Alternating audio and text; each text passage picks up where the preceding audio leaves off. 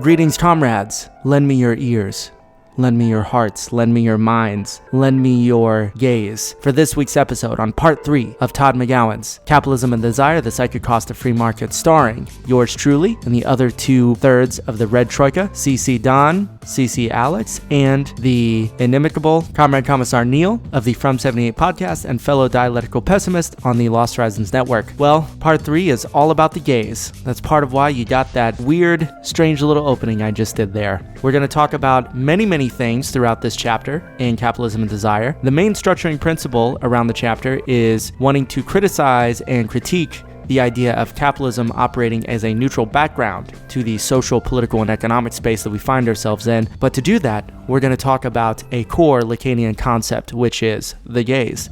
We're going to talk about it in many different respects from many different angles. We're going to talk about things like film. Physics is going to make an appearance. We're going to talk about some Badiou. We're going to talk about some Ayn Rand. This one is just chock full of lots of different stuff. It's also got some nice 80s hair metal references for you. So a little bit of something for everybody because we're here to please you, the people.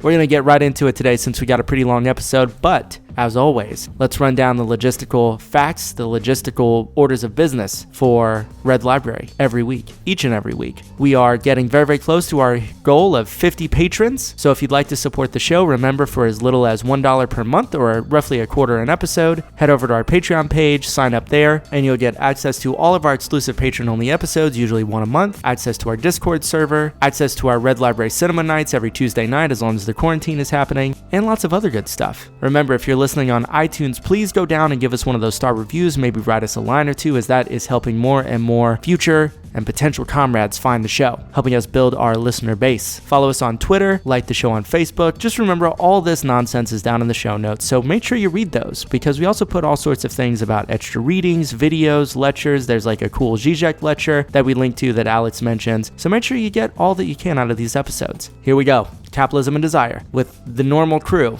Let's do it. We'll see you afterward.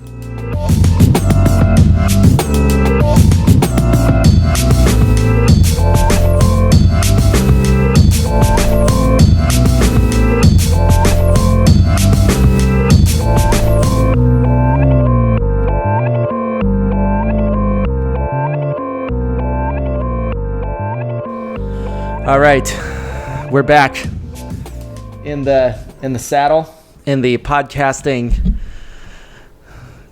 I don't know, man. I'm tired. I'm tired, man. I think everyone's tired today. Back in the saddle. Yeah. I feel like we need that sound clip in there. Back in the saddle. Yeah, the AC/DC song. Yeah. Mm-hmm. Yeah. A little bit of Angus Young going on in the background. Some spicy hot licks. Yeah. Hot guitar licks. Yep. Just anyway, everybody sweat with those hot guitar licks. So we're back here. It's McGowan. Part 3. So it's do we want to do a round identification of yourselves? You know who it is. Yeah, I mean, it's the usual crew. It's the usual vagabonds here. So same old, you know. So I guess I'm leading this one this time. Yeah, we're shifting into another gear here with Comrade Commissar Alex doing chapter 3 of Capitalism and Desire. Hope you're double clutching and not granny shifting into that. Okay. Always. I've blown the clutch out already. Monica. The transmission has fallen out of the car at this point. Yeah, you gotta get that 4 on the floor, man. So okay, I'm done with car references. Although there will be some drive references. Oh yeah, I'm looking forward to that part. Yeah, I'm really working on the segue game. That's what we call a pro podcaster move. Was that little segue right there? Okay, so picking up on chapter 3, I guess we made it through 1 and 2 with Neil. And so if y'all are tuning in, that's where we're at now. Yeah, chapter 3 is called Shielding Our Eyes from the Gaze. So I guess it would be proper to begin by talking about the gaze and what the hell that means. Oh, that's good. Yeah. Right? I mean, I feel like we maybe covered it a little bit last time. Did we talk about the gaze? I don't ever remember talking about that really in depth on an episode. I can't remember what I had for breakfast, so honestly. I think it was mentioned in passing in one of the episodes, but I don't think we explained it or described it. Which will be good for me because I'll be honest, I don't understand it still. Which I love, like the whole little vibe that we have. It's like, hey, we're going to talk about the gaze, and then Don's response is basically like, what the fuck is the gaze? Explain the gaze to me or I'll fucking kill you. Explain the gaze to me right now. Don't dumb it down. Yeah, don't dumb it down. Well, all right, now someone does have to explain the gaze, so I feel like this is either... Alex, do you want to? Yeah, I mean, I it's your got this chapter, shit. but Well, I mean, somewhat. So for Lacan, the gaze. Okay, so it relates to the drive, so that's important. But not the movie, The Drive. It does relate to the movie The Drive, which we will get to. Yeah. That's later. I'm not sure if that's in this chapter, but it is. It is in this chapter. chapter. Okay, in yeah. this So chapter, yeah. we'll get there. But here, let me see. I have some actual notes on this. So because I take notes for a reason, So as opposed to like desire, kind of like what we were talking about last time, right? Which is the desire, like I want to see, like I want to be able to see. The gaze relates more like to drive, where it's actually like the want stops being I want to see directly, and it's like I want to be seen or make myself seen. I feel like, Adam, we talked about this in one of our other podcasts. I don't know, I'm not sure if it was What is Sex or which one, but it's basically this idea of like to make oneself seen, to imagine oneself as like a part of a scene. So it kind of changes the dimension that you're dealing with. It's not just the direction or like the direct apprehension of like what's around you. Rather, it's somebody else's apprehension of like how you fit into the circumstance that you find yourself in, something like that. And so it implicates an other, right? And that other's gaze is like kind of it gives the impetus to this idea, right? So it's like, notice me, senpai. Senpai is the gaze of the other. Yeah, right. And this is where that concept of like, well, like the big other, right? Like it's that feeling of superego kind of patrolling your life. There's always some entity for which you have to act in a certain way or make a certain decision, as opposed to one that you maybe wanted to make. It's like, what are you contending with in terms of like how you think, what scene you think you fit into? Okay. Or like one that's being observed by someone. I think of the Eye of Sauron is my perfect example. That's a good one. Of how I think of the gaze, right? It's this thing, and from time to time, it's always there, but it might not always be looking like directly at you. But when it does look at you, it creates a sensation of like complete and total like weirdness. There's something here that shouldn't be here, and it unsettles you. Hey, Neil, really quick. So that sort of weirdness, would you call that the uncanny? Like whenever the gaze fully like lands upon you? Yeah, I think that's another way to think of it, Okay. right? Like I'm sort of like riffing off of Mark Fisher's Weird and the Eerie. Yeah. Mm-hmm. The weirdness being the presence of something that should not be there. So that's kind of how I've considered it. I wanted to say also to kind of like build on what Alex was saying here in regards to desire and drive. And this is weird because I'm actually kind of like rethinking this right now. To a pretty excessive degree, because I'm working my way through what's called the later Lacan. So that's everything from seminar 20, on. And in that time period, Lacan kind of, in my reading of it, kind of like goes back and sort of says like, the stuff that I said before needs to be rethought. Yeah, like disregard that. I was wrong. Now listen to me now.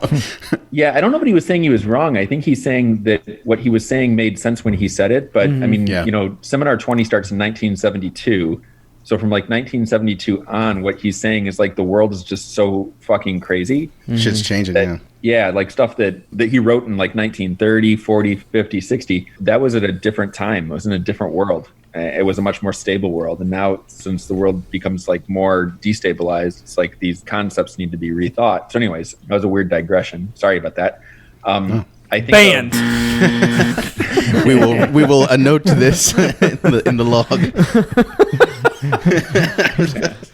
Well, Hit the Stalinism real early in this episode today. this you can add this for your ACDC stuff. You could put in some Twisted Sister here. We're not going to take this. We're not okay. Oh yeah. I feel like this is a theme in these episodes. We talked about WrestleMania last time. We're talking about AC/DC and Twisted Sister. It's just all harkening back to like the 80s and 90s. Mm-hmm. Anyway, sorry. Yeah, I'm definitely putting in all sorts of that shit in here. So here's my point. It's quick as I can make it. So you have on one side, I think you have the unconscious and you have desire, right? I think that they kind of go together. And on the other side, I think you have the demand and you have drive.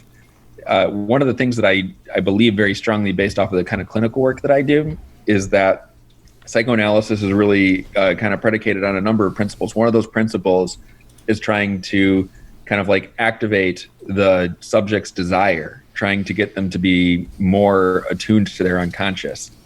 And if you do that, then what you end up doing is disempowering the drive and disempowering the demand. Likewise, I think if the subject continues to repress their desires, continues to, in a sense, like keep their unconscious on lockdown, then the drive becomes much more activated. And I think that drive is always destructive. There's no ifs, ands, or buts about it for me. when people's drive are activated, they wreck their bodies, they wreck their careers, they wreck their social relationships, they wreck their marriages, et cetera, because that's how I see drive functioning. So anyways, that was the thing I was going to add to what Alex said. So quick, very simple question. When we talk about the gaze, so this is something that like we experience. It's not something that we are doing. The way it's invoked in the book, we'll talk about it a little bit, but yeah, as it stands in psychoanalysis, the gaze is just something that you kind of experience as a interruption to your way of understanding yourself in the world. Okay, and it makes you anxious. And it's something that we would say that we recognize in like our conscious mind. It's not something that's going on. Yeah, it could be as simple as like just an uneasiness or like an anxiety, like general anxiety. And a lot of times this is why people like go to analysis, right? Like they want to know why do I feel this way? Like what's making me feel this way? I've just realized something about myself, but you know, it might not be clear to you why, you know, but it's definitely something that you could think of it as like self-awareness kind of, but one that irks you in a way. It's weird. There's another kind of counterintuitive element of it. Even when people think they're avoiding the gaze, is when they're most kind of like in it. So I think of people who put tape over the camera on their computer, you know, in an attempt to like avoid the gaze. That just shows that like the gaze has a lot more power over them in that moment. Zizek says something about this, I think, once, right? Like, why every time you open your laptop, like say something nice to the NSA guys who are he's dropping or whatever. Hi, NSA. That would not be, you calling your mom? You doing okay? Hey, take care of yourselves out there, NSA. Yeah. Self-care. Yeah. Hey, we're really glad that y'all are like subscribed patrons. Thanks for listening to the show, NSA. So we wouldn't be here without y'all. Can I pull out a quote here from McGowan that talks about the gaze? That seemed to be at least the clearest definition that he gives. What page are you on? I'm on page 78 near the bottom. And now this actually comes from, and maybe this is part of the difference, because this seems like it comes from seminar 11 and not later. So maybe that's, maybe why the difference. But this is, it says, the gaze, as Lacan theorizes, is not the simple act of looking and the mastery involved in the act, but rather the point at which the distortion caused by the subject's desire becomes visible as a disruption in the visual field. In short, the gaze is nothing but the way that the subject's desire deforms what it sees. It is the impossibility of a neutral or natural field of vision. I felt like when I read that, it did seem like the gaze was also something that we were doing, right? And not just something that we experienced. I guess that's like when I read through this chapter, I kept getting kind of turned around, and because I kept feeling like every couple pages I understood it as him explaining something differently. Okay, so I feel like I can address that. So first of all, we kind of jumped ahead because the chapter is called Shielding Our Eyes from the Gaze, so I thought it'd be important to bring up the gaze. But he actually starts talking about that first section called The Image of Neutrality, and he starts talking about capitalism. And he's talking about how capitalism succeeds in sort of duping us in the sense that it tends to appear to us as though capitalism functions as like some kind of neutral background against which we as subjects exist and choose and think and fantasize, right? Right. And he kind of is trying to make it clear that capitalism as such is not something that is like a fact of nature. It shouldn't be relegated to the background of our experience because that's just not how it exists. But that is part of the functioning of capitalism, that it relies on this myth of self-interested subjects in order to sort of underpin its way of actually doing the opposite to subjects, which is like motivating them to act against their own self-interest consistently. And so he kind of talks about it being sort of unconscious, the way that we choose to be the subjects of capitalism. So he goes through that. He also criticizes Ayn Rand ad nauseum for a while before he gets to what you're talking about on 78, I think. And that section is called Seeing That One Sees. And so what he's doing there is McGowan is taking the idea of like our visual field as human beings, and he's trying to exemplify what like the gaze would implicate in that medium or in that way of understanding the world. And he's implicating the same idea about capitalism being sort of this background of neutrality. He's kind of arguing that very similarly, when we see what we see in front of us, we just assume it to be the same thing that everybody else sees, and that it's not really informed by desire, that it just sort of has this routine consistency that everybody experiences the same way, kind of. And he's trying to basically make an example of like what it would mean for the gaze to intervene into that medium. And he's kind of just saying it's like those moments when you recognize that what you've been paying attention to is heavily biased towards your desire and not just like the neutral space of the world mechanically functioning as it always would. And so I think that's kind of maybe why it's so like confusing there, because he goes from talking about the gaze as like a Lacanian concept of the other, and then he tries to like say like, okay, well, how would this function if we were talking about us as subjects and how we experience capitalism, and how the gaze can serve us as a concept in our experience of capitalism, you know, because we don't necessarily, kind of like you were saying a couple episodes ago about how you were wanting to understand like how we could think of capitalism itself as like a subject, right? And that's like a very difficult thing to conceptualize, right? And I think here he's almost arguing like, no, it's not like that, you know. In some sense, capitalism is just like this strange background against which we're always doing stuff, you know, and to try and think of it in this way as though, you know, the gaze is something that we experience when we're dealing with capitalism, observing ourselves in capitalism is probably kind of a difficult concept. I have a lot of respect for this actually, because as soon as I started reading that section in McGowan, I was like, wow, this is a great example of like how to talk about the gaze and make it something that people can understand. That's where he brings up Drive actually. Right. It's like not long after that when he talks about this. So before we jump into that though, I just wanted to like unpack this a little bit more. So I mean, one of the things I really appreciate is whenever he opens talking about The Usual Suspects, the film, the Bryan Singer film, but he sort of references, Kaiser Soze, and the idea that the greatest trick the devil ever pulled was convincing the world they didn't exist, right? But to sort of frame capitalism as the opposite of that, and to say like the greatest trick that capitalism has pulled is to convince the world that it exists. And so whenever I was thinking about, that is a really strong claim to make, right? That actually capitalism's sort of functioning depends on us believing that it exists in this sort of like neutral background kind of way. But whenever I was thinking about ideologically, like how does this function, or like what's the purpose of this, I was actually looking on the next page, I think it's 72. If basically our way of seeing capitalism in this neutral background is sort of like our gaze upon it, like the social like world that we're in is also like shot through with desire, I was wondering, well, what's the desire that we're sort of, that's distorting the visual field, that then sees capitalism as like a coherent entity? And I was actually, I think this is exactly why. He says, this is on 72. He says, taking oneself to be a political subject creates a disruption in what is given insofar as it reveals the political structure of the given itself. As political subjects, we see the given not as given, but as the result of a political victory. And so whenever I think about what the desire has to be, it has to be that we desire to not see capitalism as this neutral field. Like we desire to see it that way because if we didn't, we then all of a sudden throw capitalism into this like contingent place that is the result of a political struggle. And then we're implicated in it, which is what we've talked about in past episodes. We would be its representatives as opposed to just like freely floating subjects with like perfect freedom and like choice and all this. The other thing I think that's important about this, and I might be reaching a little bit here, tell me if you guys think I am. A lot of times when somebody experiences the gaze, right, they think that the other is gazing at them. The eye of Sauron has landed on them and they feel this weird thing. That is partially their desire that is creating that phenomenon. They desire to be seen, as Alex brought up in the beginning of the show, right? So that's kind of hard, I think, for people to swallow sometimes, because when you think about the people who I think are the most kind of like subjected to the gaze, they're paranoid people.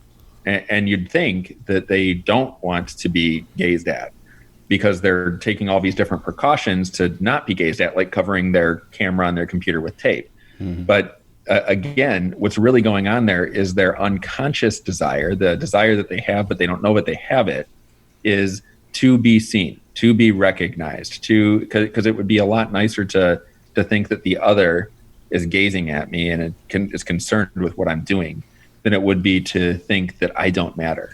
Right. The thing they really fear, right, is that, right? That like, absolutely. That for no one to be watching ever, and then you just don't matter. The best example I can think of with this is not in this book, but this is a thing that I learned about from a Stephen Gorse book called The Examined Life. He talks about this thing that happened in World War I, where the French and the English forces, I think it was the English forces, thought that the French farmers were signaling the German artillery people by the ways that they were plowing their fields.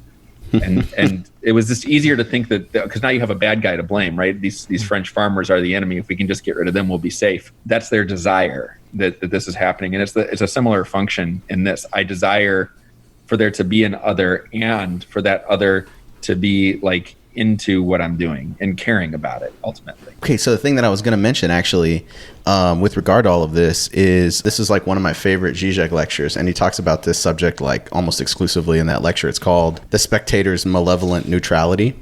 And it's an older one. It's one of the first ones that I ever watched of his, but like in reading this, I was just like, dude, this is like straight out of that lecture. He's talking about the gaze, but the interesting thing that he does is he tries to bring it up. He's talking about being a spectator, like for a theatrical production or for a movie.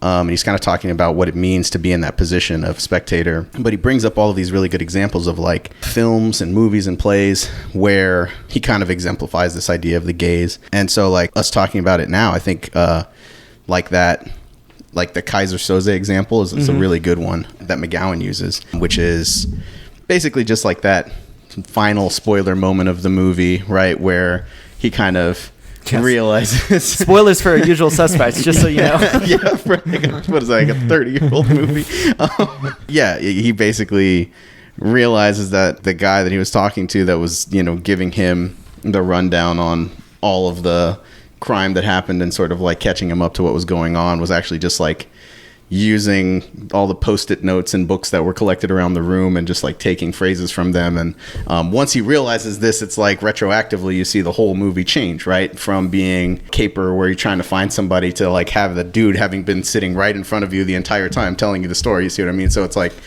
that is a really good exemplification of like how the gaze can intervene into your life. You know, you're just living your life, you think things are fine, and then all of a sudden something happens that like reorients you to something so meaningful or so tragic about you or so embarrassing or whatever, that like now you can't see anything but that thing in recognizing yourself and how you exist in the world. Well, I mean, just really quick, just to tag onto that. I mean, I think Agent Kruyan in that part of Usual Suspects, it's like his desire to be this like agent who captures the bad guy, and who he says this at the very beginning. He tells Verbal Kint, he says, "I'm smarter than you." Yeah. And it's like his desire to have power in that sort of interaction is precisely the like distortion of his gaze, which then doesn't allow him to see how he's being completely duped by this like criminal mastermind. Yeah. Maybe jumping back in here to the actual text, and maybe you guys want to talk about this real quick. Yeah, okay, go ahead. So I'm sorry, like do it, work your magic, boo boo. no, I'm like still having some difficulty with this concept. So like if we talk about the gaze in regards to capitalism, right, is the gaze sorry, Neil. This is great, actually. I'm loving this because you don't think I aren't seeing this the way that I am. You are acting like somebody who has had years of psychoanalytic training right now.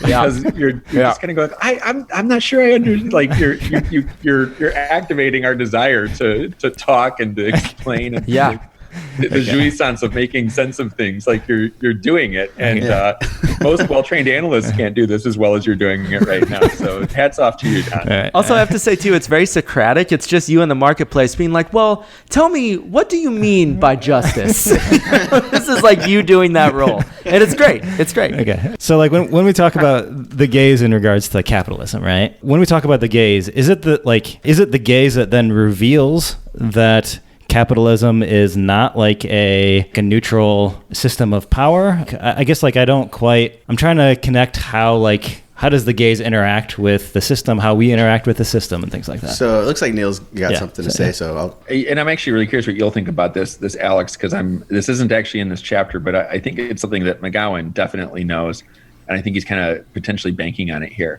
Another kind of like Lacanian trope is that the other doesn't exist. If we think about this with capitalism, right? Like people are doing all sorts of things in an attempt to kind of like please or prop up or participate in this big other.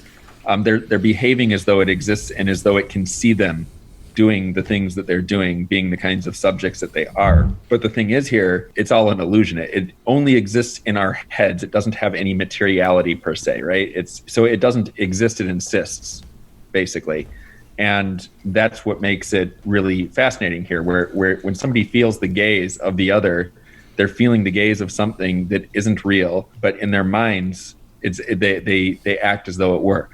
And so I think that's actually one of the interesting ways to think about what the gaze is doing here. We do feel the gaze. The effect of the gaze is something that kind of registers within our body. Be that as it may, it's all an illusion. And I don't want to jump the gun too much on this because this is in another chapter, but we're going to talk about that, I think, more in depth with advertising and the way that advertising functions well, right? Definitely. So, I mean, again, I think that'll also be a pretty illustrative discussion for like how the gaze functions within capitalism and sort of its role in terms of like material economic production as well. Well, and it's in this chapter too. I mean, so the section Occupy the Crisis is, he kind of talks about how, in essence, a really good way of understanding the gaze and how it functions with regard to capitalism is when we analyze capitalism through moments of crisis.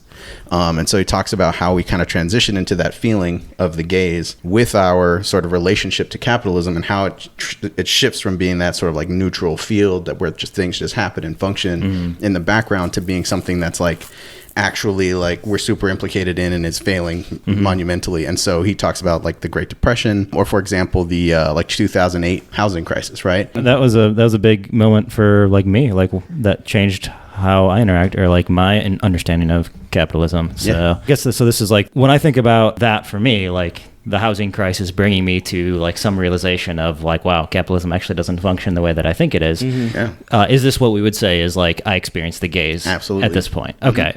Yeah, at least in that relationship between you and this sort of neutral background that was just functioning all the time, now all of a sudden you see yourself implicated differently in that space, and it no longer feels like just some neutral functional thing. It's now implicated you in something different. So then, like, when let's say Zizek is talking about us putting tape over our our computer or something like that, like there doesn't seem to be that same difference in like a changing of perspective as maybe what's being talked about by McGowan here. Well, like what's the relationship of the gaze to like that example? Sure. So like imagine prior to your knowledge that somebody might be able to hack into your laptop's webcam, and you just going about your day, typing up documents, jerking off, whatever what people do on the watching hentai, whatever just watching hentai nonstop 24 hours a day.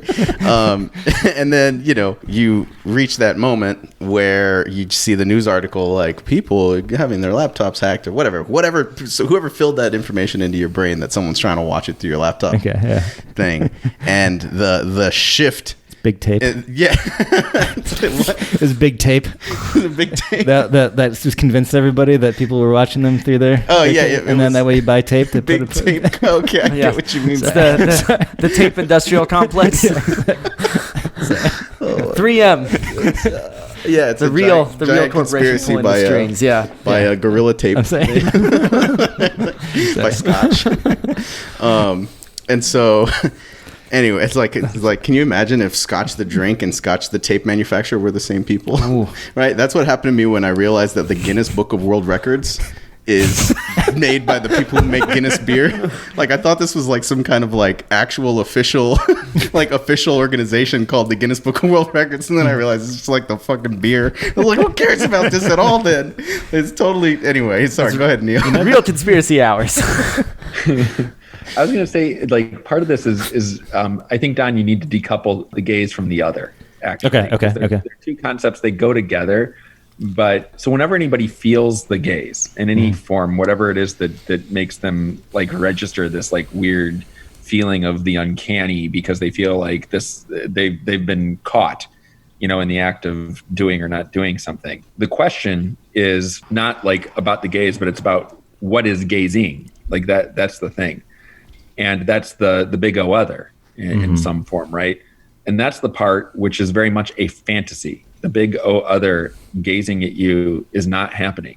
It's not. And so like whenever, like in psychoanalysis, when I do it, if somebody describes some sort of situation in which they felt really weird, or even though nobody was like around or whatever, they felt really embarrassed. And then they're saying like, why did I feel so embarrassed? Like the question is, why did you? And what is it that led to you feeling that way? Earlier Alex used the term superego to describe it too. You could kind of think of that in the same way. So I guess to say it a little bit more succinctly, there is something that exists in the fantasy of the subject, and it is that thing that gazes at them, also in fantasy, but they feel it as though it were a real thing. And that's a distortion. the whole thing is a distortion. So if you can kind of think of the gaze as contingent upon there being this other presence there that does the gazing. Yeah, I would say it's an illusion, but it's a real one. That's how I would think about it. Okay. I'd say it's experienced as real. It's experienced as real, yeah. Door for a huge rabbit hole about what is the real and the body and stuff. I set that bait out there. I just set it down like a little piece of cheese, and I was like, where are my Lacanian mice going to take this bait?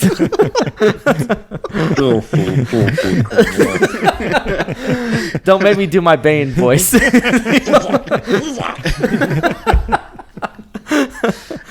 Hell yeah.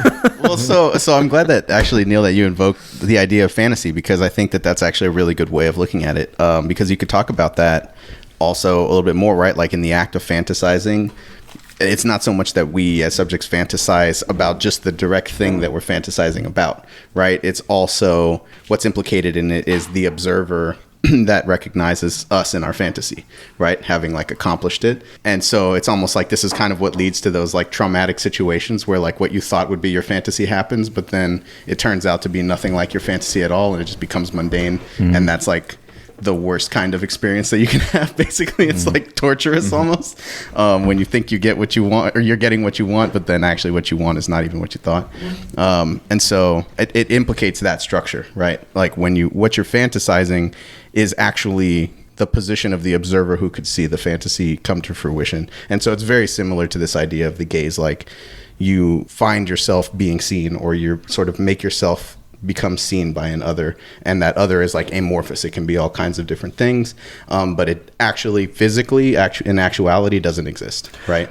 It's a product of your relation to your circumstance. I mean, at the risk of beating this over the head with a baseball bat, with an aluminum baseball bat, I do think actually this is one of the best places to invoke things in film and in art to describe how this works. So for example, and McGowan like criticizes this as actually like a misunderstanding of Lacan and like feminist film theory. But the idea is that a lot of times the way that like women are depicted in film is always like as these like hypersexualized objects.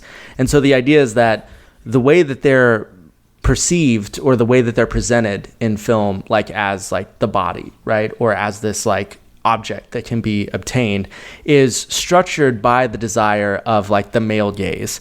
So the idea is that like it is precisely the desire of like the male subject, like, and how it's like depicting like the body of like women in film that is like distorting their presentation to make them appear as if like women are nothing but like sexual objects. In some ways it's like the desire of like men that like distorts their presentation in a way. So like what you see in film is not women, but men's gaze upon women, and like the way that desire distorts their perspective field of like how women subjects exist. So with that, like when we talk about the male gaze in film, this isn't necessarily the way that the audience watches the film, but this would be something that the way the film is structured due to like the director like being a male or something like that. Yeah. The way women are written into the movie. Okay. But I guess Just like wanted to be sure, the only reason I bring up that particular example is because to me that's actually a really day-to-day, like fairly easy to grasp example of how like the gaze like distorts the field, and so like what you see is like this very like fantasized image of the thing. Okay. So and this is part of when I read this chapter, I kept going back and forth because I kept getting confused over whether is the gaze the distortion itself, or is the gaze the realization of that distortion? I think it's the second one. It's the realization it's of the distortion. Yeah. Okay. So that's like, it's like a projection of that distortion being possible that you recognize as having apprehended you in some way.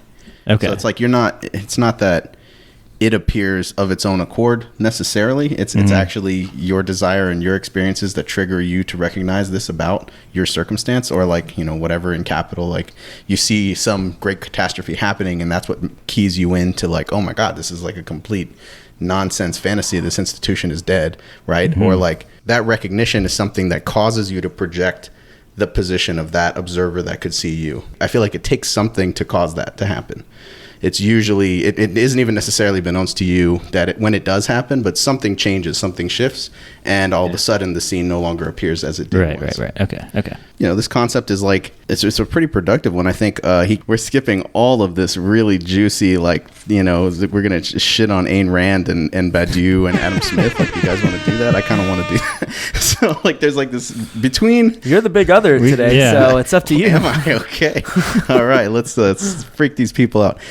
So the image of neutrality, he's talking about the sort of false neutrality that capitalism sort of dupes us into believing, right? And then, what we've been talking about is in that section, seeing the one that sees, and that's kind of where he's like trying to break down like the idea of the gaze. He makes some movie examples, and he's trying to show that status of neutrality can be disrupted, right? But before that, he starts, it's called Life During Wartime, and he starts talking about how Ayn Rand, of all people, I don't really know what brought this up. I'm actually trying to remember why he brought this up, but... Well, I think it's the idea that Ayn Rand is sort of the perfect encapsulation of taking capital sort of at its ideological, like, deceptive core. Yeah, okay. It's that whole logic of like self-interested, like everybody should just be like radically self-interested because that will actually make capitalism function way better. But she like completely misses the fact that like it's social relations and like the interaction between people and like their cooperation that make things like railroads possible, right? Like it's not just like ruthless, self-interested, motivated stuff going on here. And so anyway. Sorry, really quick, I just wanted to like tag a quote on 73. She says, though capitalism demands that subjects act out of their self-interest, it sustains itself through their self-sabotage. So kind of the idea of like we're always like sabotaging ourselves with this unconscious enjoyment. He says, if subjects were able to pursue self-interest, they would immediately unite to overthrow the capitalist system and create a more efficient and equitable economic system. So basically, it's the idea of like capitalism isn't really in anyone's self-interest, really, at the end of the day. So how is it that capitalism persists? Yeah, this is another quote from 73, actually, that I had marked. It says, what characterizes the subject's state of being is not self-interest, but a process that involves the repeated subversion of self-interest. If I am to attain satisfaction, I must sacrifice my self-interest, and this is what subjects constantly do, even those who believe themselves to be fervently pursuing it.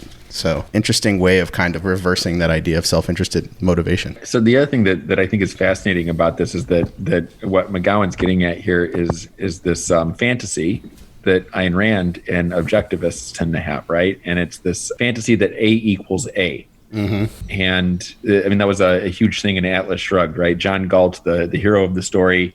Who is John Galt? Who? Yeah. I am John Galt. I am John Galt. Remember those ads? I am John Galt. I am John Galt. I am John Galt. I am John Galt. I'm John Galt.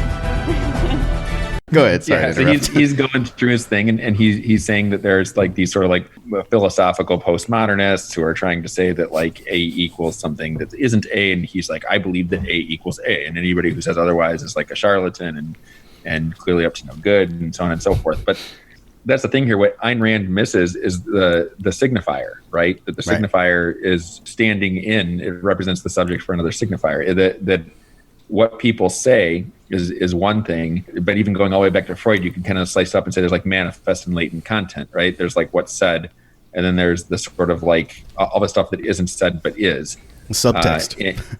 Yeah, totally. That's a great way to put it. And I think that McGowan gets at this here, where to kind of like try to combine this with what I was talking about before. Ayn Rand and objectivists strongly believe that there is like a big other, and that they can in fact operate in a way that gains the approval of that big other, and the big other's approval is like evident in their success, right? The fact that they have been successful. And what is being totally disavowed in this is all of these other things, that the social relations, the means of production, the material conditions within which people are created. And even like, I mean, in Rand's books, like there's some like rags to riches stories. Like there's these people who like Hank Rearden and Francisco d'Anconia who had to work so hard to get to the place where they were. But what she totally like glosses over or never really talks about is the fact that they were supported in those endeavors to some degree, right? Like they were kept, their bodies were kept healthy and functional and so on and so forth, so that they could actually one day achieve this success. This success did not simply manifest because, you know, they knew that A equals A. or they knew something that other people didn't know. So anyways, I feel like I'm just ranting now, and I want to say a lot of mean things about Ayn Rand, so I'll stop talking. I mean, Ayn Rand was just not smart and not a good writer. So. I just like, It's weird. She died alone. When I read The Fountainhead, like that's actually a really interesting book to read through a Lacanian lens, I think, because it's this idea about like it makes me think of Seminar 7 and not ceding your desire, right? When you think of Howard Rourke in that book and how he just like single-mindedly pursues his like architectural vision, no matter the cost. He's like an Antigone character in a sense, but the difference is the betrayal is that he becomes a hero for it, right? In The Fountainhead, where Antigone clearly did the opposite happened. Whether she was or was not a hero, we can talk about, but it doesn't end well for her, right? Well, even if Antigone isn't a hero, she at least is a truly ethical subject. If you read her as embodying like ethics in terms of like the Lacanian perspective, right? That's why Antigone is always referenced as the one who commits like the true ethical act, which also is deeply tragic and destructive, but at least she's an example of what it is to be ethical, I think. But she also represents, and this is the thing that's important to keep in mind, right? Like Antigone's all drive, to my earlier point, right? Her unconscious, I think, has been so stymied that her kind of like, and this is where like Badiou and I think other people kind of come in, her fidelity to the event as Das Ding ends up being something that actually destroys her body, right? Her life. Literally in the story, and that's because I think she has sequestered her unconscious desire so much to the point where it can only come out in this like utterly driven, destructive way. So I have a quote about this. So it's interesting. I really like this twist we're talking about, like Lacanian interpretation of these like Ayn Rand books, and McGowan makes like a really interesting point when he's talking about this A equals A problem, that she kind of like overlooks the obvious assertion that's implicated in this like A equals A maxim, right? Like mathematically, it's like the whole point, right, is that it's being asserted and that it's not self-evident. So he's kind of discussing that, and then he gets to this point where he says the claim of identity, that's the A equals A statement, the claim of identity becomes an inextricable part of the identity, and this is what Rand's philosophy cannot accommodate. Her blindness to the distortion of subjectivity finds its crowning avowal in the name that she gives to her philosophy, Objectivism, which is like kind of beautiful to me, because it's like they call it Objectivism and they make this assertion that this is like the objective truth about reality, that it functions in this way through self-interest, and it's like they signal exactly what is wrong with the by the very name that they pick. It's the name of the whole thing. The problematic dimension is the name. He goes on to talk about Adam Smith, just kind of slowly breaking down this idea of self-interested actors, and that it's really not like that, no matter which way you slice it. That even like Adam Smith, he asserts this self-interest, but once again you see that it doesn't really function that way.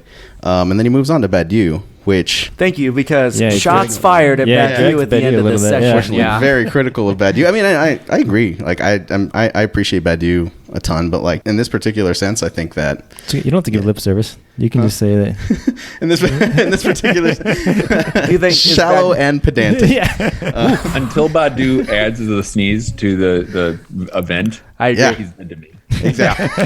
He's counter-revolutionary until we have that fifth truth procedure.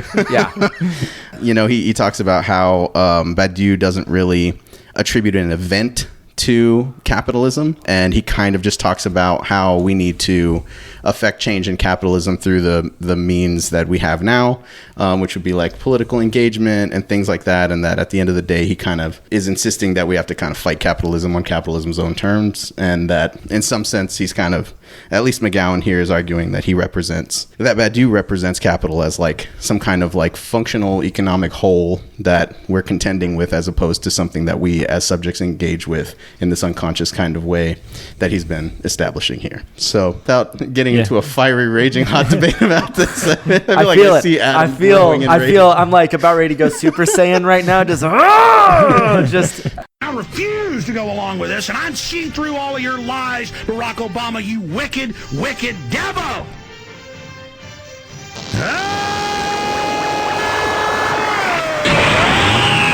I don't know. How much do y'all want to talk about whether his read of Badiou here is? I'm down. I'm down to hear. Yeah, I was just going to read, I like this couple of sentences from directly quoting him on 77. It says, Badiou grants capitalism its fundamental ideological contention, its association with nature. He admits, in other words, that capitalism exists. In doing so, he implicitly concedes that Ayn Rand's premises are correct, even if her conclusions are not. He agrees to fight the battle for communism on capitalist terrain. All right, respond, Adam.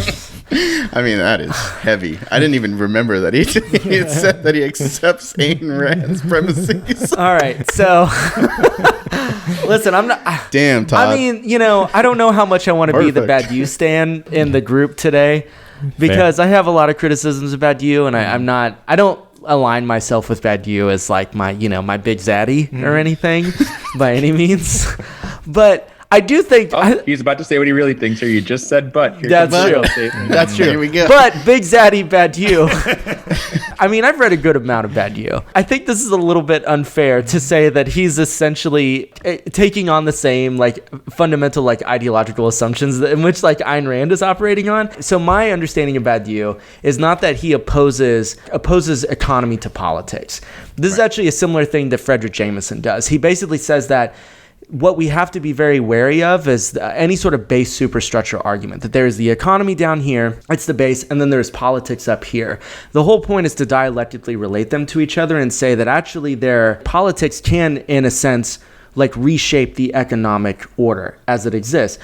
And at the same time as economics very clearly influences the political structures that we inherit and what we operate in. So if you read like the short 100-page Badiou book where he's just bulldozing through all of his arguments, I think you could come away and be like, oh yeah, he opposes these two things and accepts capital's fundamental contention that it exists. Which I also have to say is like, I mean, to say that capitalism exists isn't necessarily to say that you assume that it's a perfectly coherent total entity. Right. Like, and I don't necessarily think Badiou says that. I think it's just a way of saying that like capitalism in some form exists. Like, he's not necessarily saying it's completely coherent or completely total. But does it? I've never read anything in Badiou where he like offers some idea that like, I mean, unless you want to say that just even deploying the signifier capitalism indicates that you assume that it exists in a somewhat coherent way. I don't know. I mean, to a certain degree, I will tell you this is where I'm a little critical of the Lacanian, like, psychoanalytic approach solely, because I think in a certain way, it's like, to me, you can say that capitalism doesn't exist as like a completely coherent whole total entity, while also at the same time recognizing, but it does have some material basis that does exist and allows it to function in a certain way. Sure, absolutely. It's staring us in the face all the time. Yeah, exactly. Right. So that's the whole like Foucauldian idea, right? Like I just did an episode with Cooper earlier, and we talked about Byung-Chul Han's Burnout Society, and Han has this like thing where he says that capitalism is no longer about two antagonistic classes like faced off against each other. Like the class antagonism has now moved internal to where like our internal subjectivity is now like the thing that we're antagonistic against. It's like that's true, and at the same time it doesn't like completely negate the fact that no, there are like also like very real class interests that are directly antagonistic to each other. And so I think we have to be wary of like completely thinking that because there are these shifts in like disciplinary power and like the way that society functions now, that we then like get to sort of completely remove the like material functioning of something like capital, which to some degree does have some functioning coherence. I just don't think it's a total one, if that makes sense. That's my response to his criticism of Badiou. Yeah. Thinking about this, right, like within the Lacanian world, like I don't think that Lacanians that I know anyways are refuting that like the material conditions that people are contained in under capital actually exists, right? What I think they have an issue with is the supposed like authority that the institutions within capitalism have, right? And that's kind of their thing. Like, do these institutions get to behave as though they have authority? Yes, but part of this is due to like a desire on the part of the subject to have institutions that have authority, and it's kind of what I think they're getting at. They're trying to implicate the subject in the ways that every subject, you, me, and everybody we know, to some degree, kind of participates in and props up the system. Even especially actually the people who are rebelling against it. Yeah, and I actually think that to me it feels like you can absolutely take that critical perspective, which I think is absolutely fundamentally essential. That is part of why I think all of us resonate so strongly with this approach. I mean, again, maybe this is an unfair characterization. I guess like sometimes the way that something like how Byung-Chul Han like presents this, right? Or the way that Foucault presents this, just to align myself with McGowan as actually being very critical of Foucault in this way, is to also, it's one thing to describe a shift in the way that institutions function and like subjectivity as it's contextualized within capitalism sort of operates, or like how it sort of develops or functions, right? I think it's one thing to sort of talk about historical changes in the way that happens versus saying that every other like prior form of like struggle or sort of like class society like no longer is important.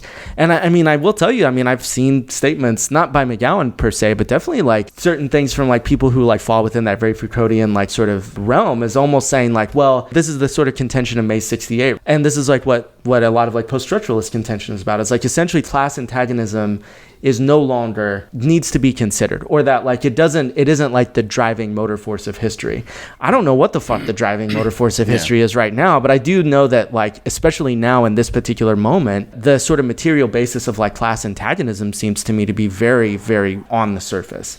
And I think it's important to be like, yeah, so maybe we have like these disciplinary institutions that implicate us as subjects, and that's important to recognize, without also saying we don't necessarily like have to jettison like all the other sort of ways that power and inequality and exploitation and oppression function, like to also recognize that. Yeah. The trick with this, though, is to recognize that what is going on now is that it isn't class antagonism, it's class oppression and repression, right? It's the repression of the working class's desire to kind of reference what was something we talked about earlier, go like, the system is broken. Like, I'm working really hard and I don't have enough of the things that I need. So neither does my neighbor or the other dude down the street or really anybody in the whole damn neighborhood. Maybe we should like grab our pitchforks and light some torches. Yeah. Like that is being repressed. And what I think is important to recognize is it's being repressed because the people who would benefit from the kind of like overthrow of capitalism desire to be repressed. That is something that's giving them enjoyment. They enjoy their own repression in a sense. And this is an important thing to kind of look at. And I think that this chapter and this whole book, right? Yeah. Capitalism and Desire, I think is really in many ways excellent at shining light on what seems to be and describing the process by which, so many people are desiring their own repression, but are unaware of the fact that they're desiring it. And I think that part of the psychoanalytic project sometimes is to shed a light on desire, right? Like look at what your desires are, like know your desires in a sense.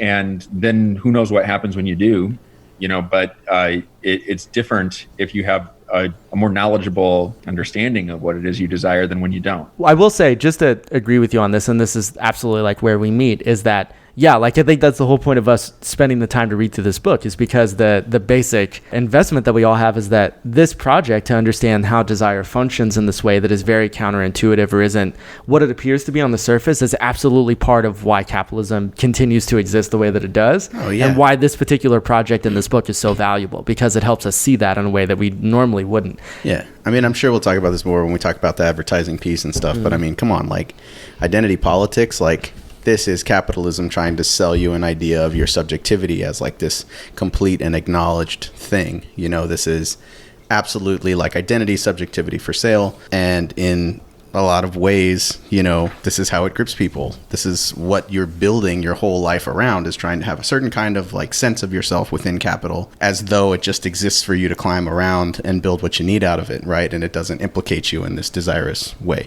But anyway, just to put to bed the Badiou thing we were talking about, right? Because I want to read this quote because I feel like, let's not throw the baby out with the bathwater. He is a little bit like magnanimous, I guess, in his conceit to Badiou. He says, in contrast to Marx, right? Still criticizing him, but in contrast to Marx, Badiou sees economy as an alternative to politics rather than conceiving the economy in political terms. This gesture from one of capitalism's most thoughtful opponents suggests just how widespread capitalism's image of neutrality has become. Marx's conceptualization of capitalism through its historical emergence represents perhaps his most significant achievement insofar as it provides a counterweight to the image of neutrality. Yeah, he goes on to say, you don't even have to be a Marxist to recognize this about capitalism, that it's not natural. So he's not trying to like fully shit on Badiou, but kind of, You know, that sounds like he's fully shitting on Badiou, and I'm like, that's fine. I'm just saying it's shitting on Badiou pretty clearly. Yeah, I don't know. I guess I feel like it's a little bit backhanded because he's like, you don't even need to be Marxist to recognize this, and Badiou doesn't recognize this. Yeah, he's basically saying like one of the preeminent like Marxist philosophers doesn't necessarily. You don't even need to be a Marxist to recognize this fundamental Marxist point. Yeah. He's basically saying one of the preeminent Marxist philosophers like doesn't also understand the thing that Marx like understood. Sure. Do you think that in some ways he's casting Badiou in the role of Antigone? Say more. That's a good question. I think about this, right? So like for Antigone, I mean, she has this fidelity to this thing that she believes is right and moral and ethical and all this stuff, right? It needs to be done. And she follows it. And in following it, she completely disempowers herself through that pursuit. You know what I mean? It's just, and she's very willing to do this. She's just like, I know that that's what I'm doing. I'm consenting to my own destruction here. And Badiou, for him, it's 68, May 68, right? Like that is his thing. And he is, I mean, like he doesn't vote, for instance, right? Like that's, I think, a fairly known thing about Badiou. Is he doing this? Is he just doing the Antigone thing where he is being so faithful to the ideal of what May 68 represents that he is rendering himself, essentially destroyed? He's undergoing subjective destitution, I think is a great, Zizekian term there, right? In an attempt to do this. I don't know if that's what McGowan's getting at here, but as we're having this discussion, that's a thought that occurred to me, right? Is that Badiou strikes me very much as that kind of a figure. I actually think it's a pretty interesting point to take. I guess I would also throw out, whenever I think about what is Badiou so fidelitous to that it would bring about his own like ruination, I don't necessarily see it as Marxism so much, but as like the sort of legacy of Platonic philosophy and like the Western philosophical tradition. Like to me, whenever I read Badiou, that's like what I see the real flaw being, is like he is so fidelitous to the tradition of Western philosophy that in some ways I think that like blinds him to certain things, and like I think keeps him trapped in this idea of like how he conceptualizes the event, which is all based on like his understanding of like mathematics and like like I was gonna say set, event is something that he's like wedded himself to in this particular way, and he's been asked about it in so many different directions that I feel like he's like painted himself into a corner. He's gotta make that money, he's gotta get by, he's gotta make that bread. Yeah. I don't know. How much do y'all want to keep talking about fucking Badiou's old ass? I mean, respect the hustle, right? Yeah, I mean, respect the hustle. He's like, event, that's his brand. Event is his brand. So, gotta get that awareness out there, man. Give it to him. Give it to the people. Give them what they want. In both these, though, we see this with Ayn Rand and we see it with Badiou. There's this message here of you don't realize what you're doing, right? Like you don't realize what you're in, the ways in which your own enjoyment in both of those instances is kind of like fucking you over. It's doing it in totally different ways. The way that it fucks over Ayn Rand is not the same way that it fucks over Badiou, but both of them are being, their jouissance has one over on them, and it is creating an effect in the ways that they think, the ways that they work, the ways that they probably love, etc. And they seem to be so blissfully ignorant of it in these cases. And again, that's, I think, McGowan's point in this whole book, right, is that we are oftentimes extremely unaware of the ways in which our desire functions. And capitalism is one of the things that really structures the way that our desire functions. We aren't thinking about it. We're not talking about it. We're not aware of it for a lot of different reasons, which he gets to, I think, in all the different chapters of this book. The last thing I'll say, and we can move on, is that if the idea is to sort of especially turn this analytical sort of approach or this critique at people on the left who are supposed to be sort of the paragons of like critique of capitalism and say you and yourself like are implicated or you don't even realize how much you're structured by this, then I'm like, even though I'm like, I'm a little bit of a Badiou Stan right now, but I still am like, yes, I absolutely think that should be turned against everyone, especially people on the left who do not realize the way that structures your enjoyment and your desire in the same way. I mean, I'm all for that. Badiou's, he's a lovable old man. I just think we should, he's on his way out. Just cut the guy some fucking slack, okay?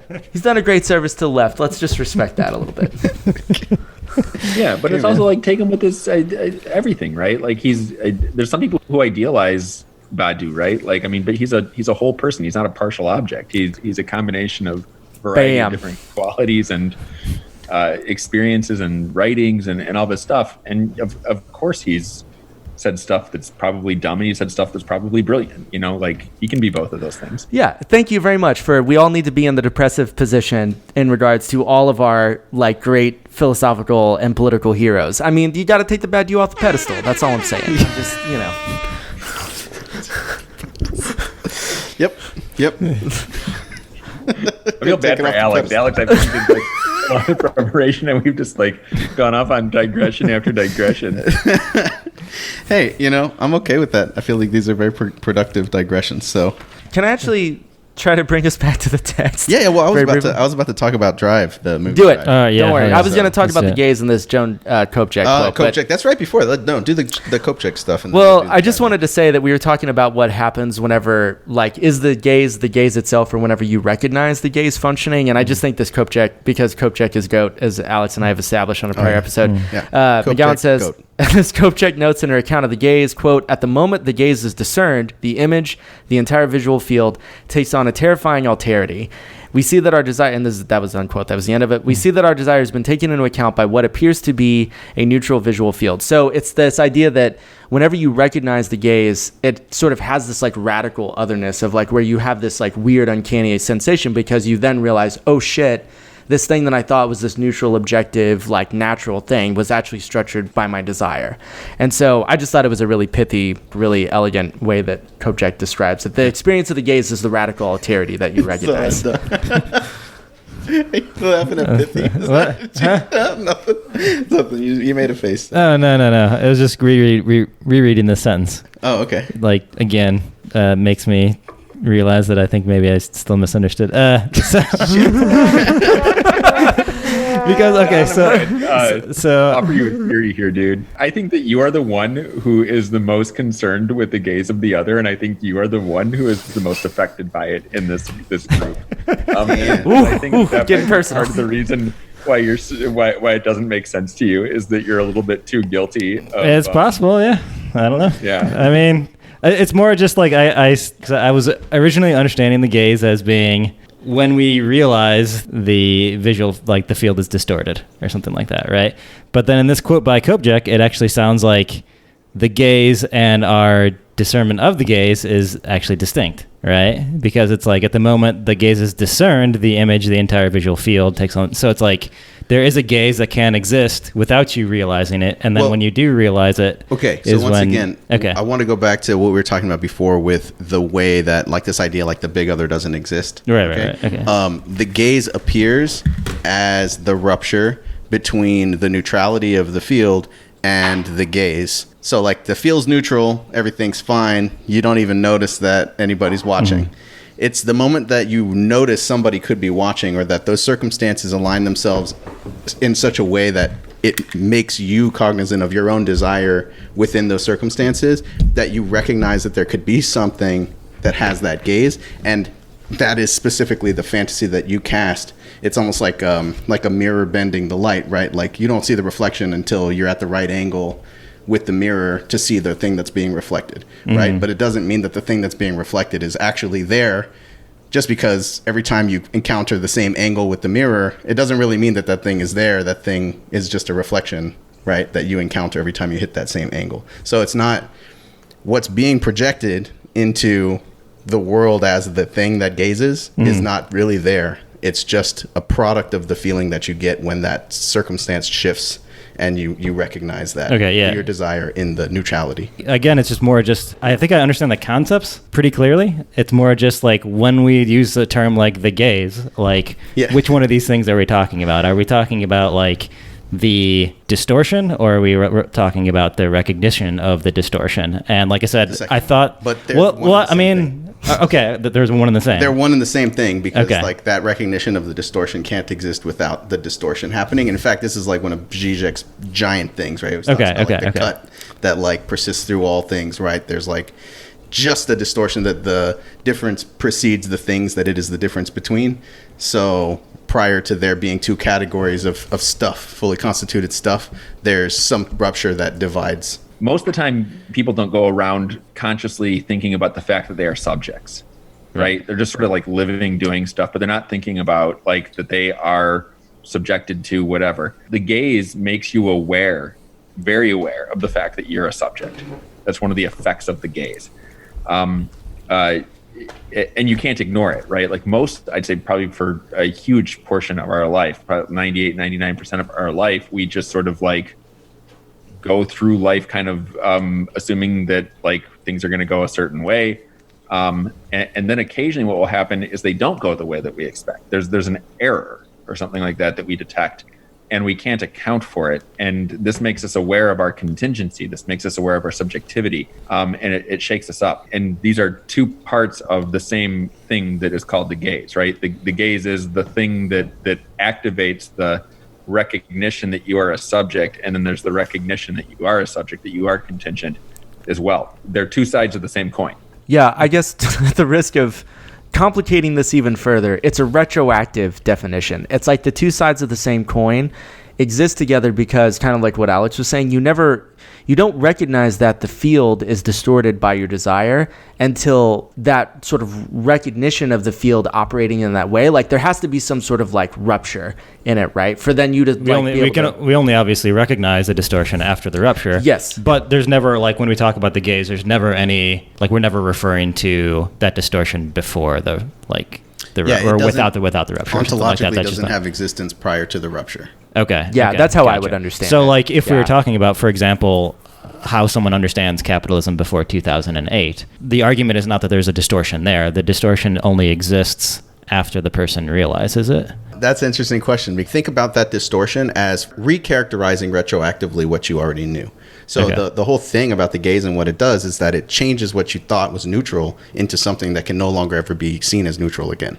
Okay. Right. And so it's almost like the metaphysics of psychoanalysis is not linear causality, right? Like there's like this crazy, strange, like reversals and like retroactive redefinitions of things that have happened in the past, right? Like when you have breakthroughs in your understanding of your own experiences of trauma or like, recognitions of like paternal authority and things like that. Like you're actually, your understanding of like your whole life and how it's contextualized shift in big ways, right? And it's the same kind of thing when you recognize, like you were saying, right? Like in 2008, once you saw this financial crisis and like how it was handled and what it meant about capitalism and how it functioned, as far as I can tell, have not gone back to your old worldview of like the neutrality of capitalism and its functioning. It's not so much that when we talk about the gaze, we're talking about something that is prior to your apprehension as a subject. It's that we're talking about an effect that retroactively recharacterized what you thought was neutral in whatever domain we're talking about.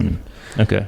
I also think there's a sort of analogous way that this functions whenever we talk about like the wave particle experiment in physics, right? Okay, it's like only like after the fact, whenever you observe the result, that you then retroactively say, oh, it either went through the slot as like a wave or as a particle.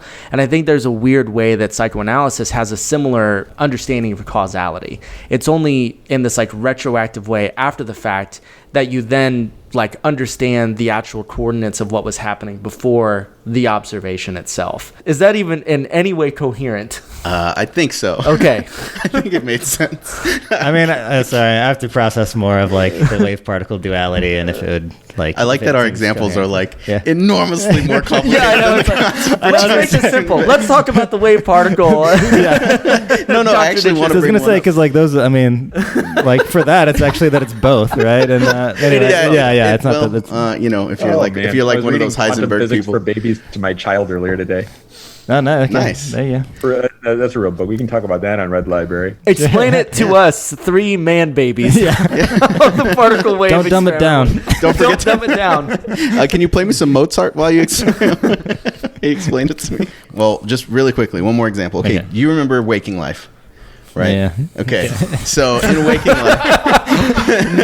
Not a good move. Not a good move, Alex. Not starting off strong. Yeah, go ahead. Work with me, okay? So there's a scene in there where it's Ethan Hawke and Kim Critz. What's her name? Julie Delphi. Oh, Julie Delphi. My bad. The Sunrise trilogy or the Before trilogy. Yeah, Before Sunrise. So and they're lying in bed and they're having a conversation, and what they talk about is how dream time is like enormously much deeper than regular time. So you can have a dream for like 5 minutes and experience like a whole like thing. lifetime, yeah. Okay, so they talk about how it's really, I love this concept because it's really interesting to me. It's like almost as though there could be in your moment of death like some kind of remembering that happens in that dream time. So like basically you just experience your whole life as like a mechanical automata, like an ant following a scent trail or something, and you're not in it at all. It happens as a result of like physical and chemical and biological processes, and the recognition of it doesn't exist until your moment of death, when you have this like crazy like DMT shot into your brain and you like remember your birth and you experience life as this like sort of dual process of like both you as a bystander observing yourself the entire time and you as a like mechanical machine implicated in all the stuff you're observing. And so there's just like this thing that happens simultaneously, specifically at the moment of rupture or at the moment of death, right? But prior to that, you just exist as like this unconscious thing that's not really feeling or thinking, right? You're just a product of like the physical environment that you're in this big soup of like matter that we're a part of. Not that I think that necessarily clarifies, but I think that it's like a very like large scale example of like the same thing we're talking about here, right? Some moment that as a catastrophe can retroactively reanimate aspects of what has already passed, right? That were more relevant than how you like remember them to be, or like redefine what it was that you were experiencing before as being something that led you to a totally different place than where you were before. So it's almost like the thing that makes you recognize your subjectivity from in the gaze is that your subjectivity literally shifts from having come as a result of one like vector to the point that you're at now, to that vector being totally redefined by your observation and putting you in a different position with regard to where you were before. It's not that there's anything out there that's observing you. It's specifically the retroactive change that resituates you in your own space. God damn it. I'm still confused. Shit. No. Movie Ghost Story, Alex? Oh my God, dude. What? Did you just watch this? I just watched this. Was it 2 days ago? Yeah. That movie I just watched this 2 days garbage. ago. I just have to say I hated that movie with like a fiery passion. All right, hold on. Let's withhold any critical judgments of a Ghost Story. I want to hear what Neil's going to say. It's not like your favorite movie. I was going to try to use it as an example here. So there's a scene in Ghost Story where like the two characters are like in bed at night and they hear like a bump, like something has fallen down in their house, and they go out to try to figure out what it is, and they're like, "Wow, what made this thing fall? Like, this makes no sense that this would have fallen off this piano or whatever." Like, I don't totally get it. And then later on in the film, the ghost, Casey Affleck's ghost, which is kind of like is at that moment, and it has knocked the thing off that. And I think that was really interesting because in that moment, like, it's that retroactivity, right? Like, things at that point, how it all turned out. Right, and then you kind of go back to the beginning, and it all makes sense in this way ultimately. So that was going to be my example of retroactivity. Yeah, it's not until he becomes a ghost that you can explain why that thing fell later. Yeah, time is a flat circle. Yeah.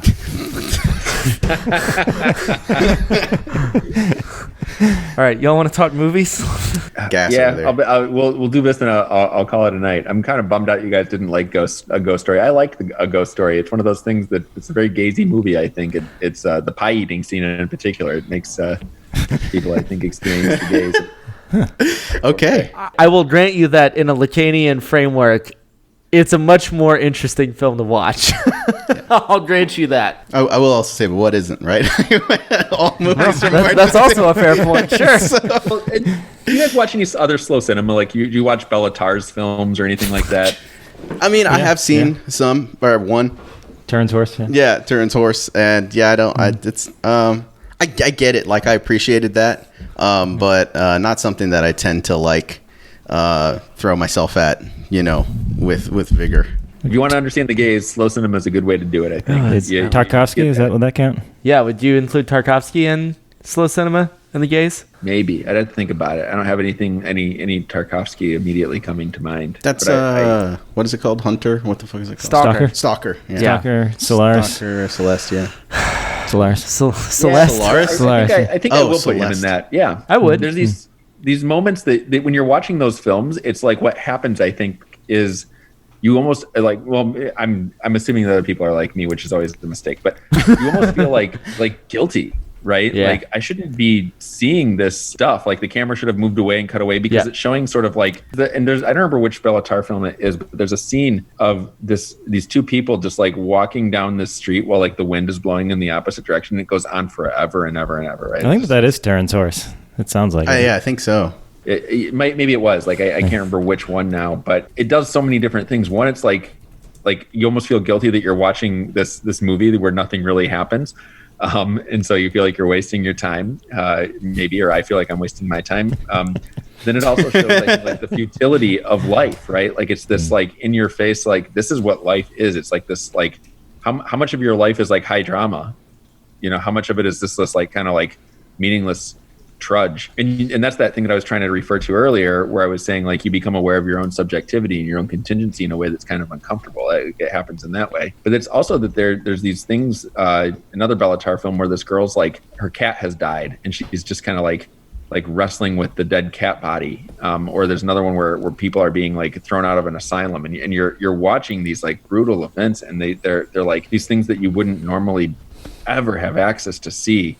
And they're being shown to you in such an unfiltered, unstylized way, and so it makes you feel like And so for me, they're great examples that can kind of like actually create the effect of the gaze. And in Terrence Horse, I feel like there was that slowness, or that it was like almost supposed to. It was supposed to invoke that in you, of just like that things are slowing down so much that they like literally just like grind to a halt, in a sense, right? Like, and that like long shot, like long, I don't know what you would call it, like just like a really long take, is, it definitely drives that point home in those movies. So yeah, I think there's like 11 shots in the whole film, right? And very small number, number. 2.5 hours long, and there's 11 shots in it, so yeah, it gives you a sense. Okay, so you want to talk about Drive? So the movie, not the Lacanian concept or whatever Freudian concept. So let's make some puns for Don. Here we go. Nah, I mean, I don't know. I'll straight up leave if you guys start doing puns. We just start throwing puns at you. Yeah, anytime you guys want me off this podcast, just put a couple puns out there, and I'll just get up. Now we know. Well, so basically, McGowan uses the movie Drive, which I know is somebody here's favorite movie, or one of their favorite movies. So it's the Big Other's favorite. I really it's the Big Other's favorite movie. I don't want to spread any misinformation here. Big Other's favorite movie is High Fidelity. Yeah. Oh, I like that. Okay. Really, so Drive, it's a movie about a guy who drives, basically, to put it simply. But he falls in love with this woman that he meets in the course of doing what he's doing. And I think that the inherent perspective that you're supposed to be taking in that movie is that, at the end, when all of this is over, the struggle that they're facing about this robbery and some money that was, being, sought after by some bad people. And this guy's trying to protect this woman. Because he doesn't really have a name. He's just called Driver, right? Or like he's just like anonymous subject number one or whatever the fuck. Yeah. But he's in love with this woman, Irene. And at the end of the movie, in order to save her life, because he kind of knows that they've been apprehended, and then they enter this elevator with the guy that's planning to kill Irene, I think, or both of them, or whoever. Both, yeah. And the driver actually engages in this like extremely violent moment where he just like beats the living shit out of this guy and just like brutally murders him in front crushes of his head with his foot and stuff like that. Yeah.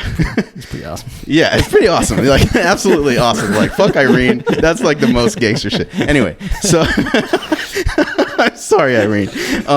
But basically, like, sorry, Irene, wherever you are. Yeah, wherever you are. Just keeping it real 100 on Red Library today.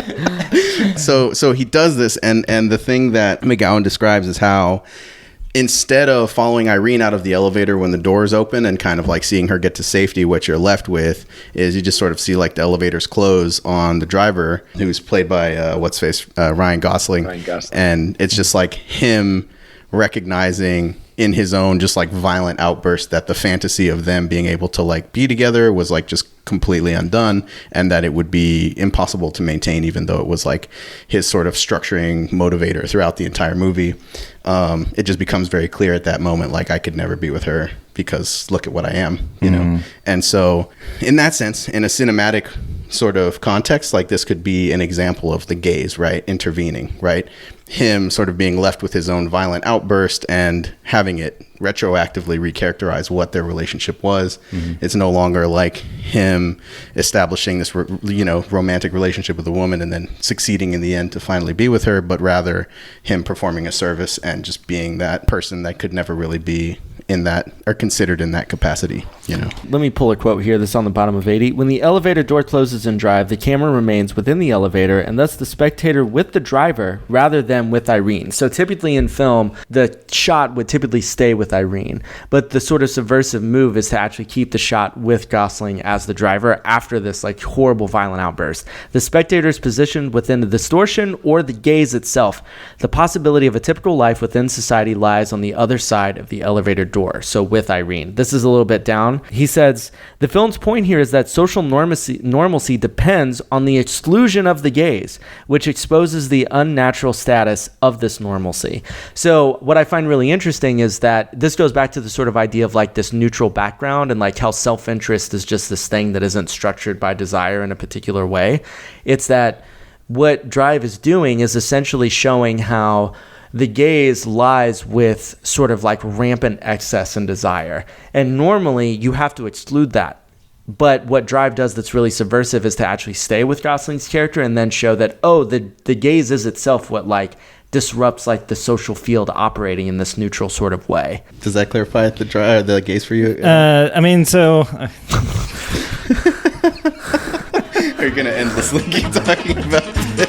I feel like the Benny Hill song should start playing now. Like all these things help me to better understand it. I really like this analysis. Here's a quote for you, though. So about the gaze. Okay. I was actually going to read that one. Oh, you are? Okay, go ahead. Sorry. This one here, yeah. So, yeah, because at the end of that, at the end of the section I was going to read, it talks about her shocked face. It says, the horror of her look exposes the gaze or distortion in the elevator, but her face did not represent the gaze. A little bit later, Irene's look shows it to be unnatural, inadmissible within the bounds of social interaction, a gaze. And so, just for clarification, this is a gaze for the driver, or is this a gaze for the audience? Or both in this case? I think that what McGowan is discussing is the change in perspective that you as a spectator are intended to have with regard to Ryan Gosling's character throughout the movie, right? You're following a certain plot, you're almost rooting for a certain outcome, and you're hoping and feeling and emoting along with his character, right? And it's at this moment that things shift, and it's absolutely revealed by Irene's expression, you know, in witnessing the violence. And so you as a spectator are informed just as you can assume the driver, like Ryan Gosling's character, would have also been informed by that expression and witnessing it. Because it's almost as though, and I mean, there's some discussion as to whether this camera style, right, is actually trying to show you her perspective, or whether it's a disembodied perspective that's like doesn't really belong to anyone. But I think the way that it's shot, if I remember correctly, is basically like from Ryan Gosling's perspective, looking at her and seeing her expression change. And so therefore you as a spectator are to like kind of recognize that that's what he saw, right? Even if he was probably too busy like just stomping that dude's head. But you know, I think you're supposed to understand that as like the moment when things shifted. Okay. And that's what signals it, I guess. Neil, I know you're on short time, Commissar. So I know you had some stuff. Did you have any particular analysis of like the gaze and Drive that you wanted to get out? I think that what that scene illustrates is that again, like you're kind of going through the film, and you're watching it, and like Alex said, you're kind of rooting for the driver, right? You want him to kind of like be okay.